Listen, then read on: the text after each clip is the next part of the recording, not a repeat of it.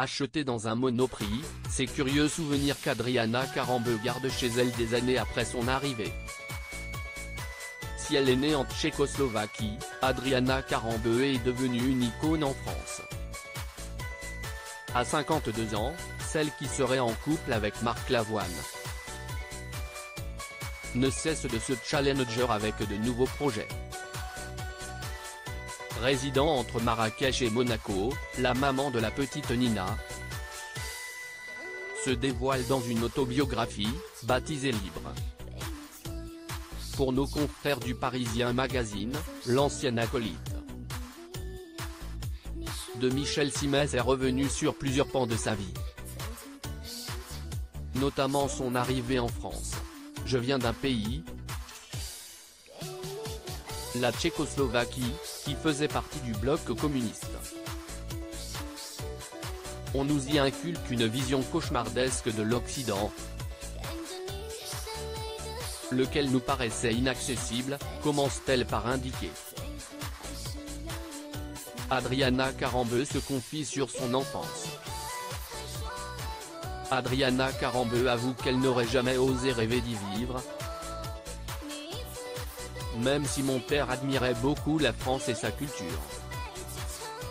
Le week-end, il écoutait des chansons à la con, pour essayer d'apprendre la langue.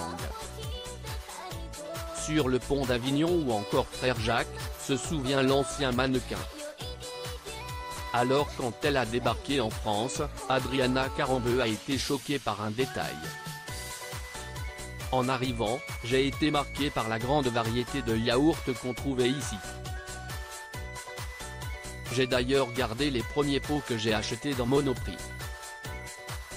Ainsi, pour le mannequin, la France a une saveur particulière. La relation qui m'unit aux Français est incroyable. Je crois la devoir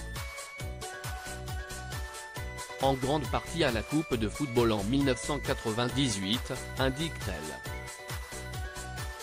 Et pour cause, elle était en couple avec Christian Karambeu, joueur des Bleus.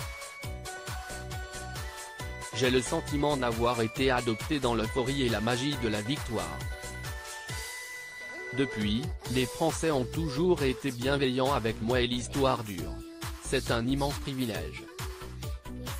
Avec un passé si lourd, Adriana Karambeu voit en l'Hexagone un pays libre.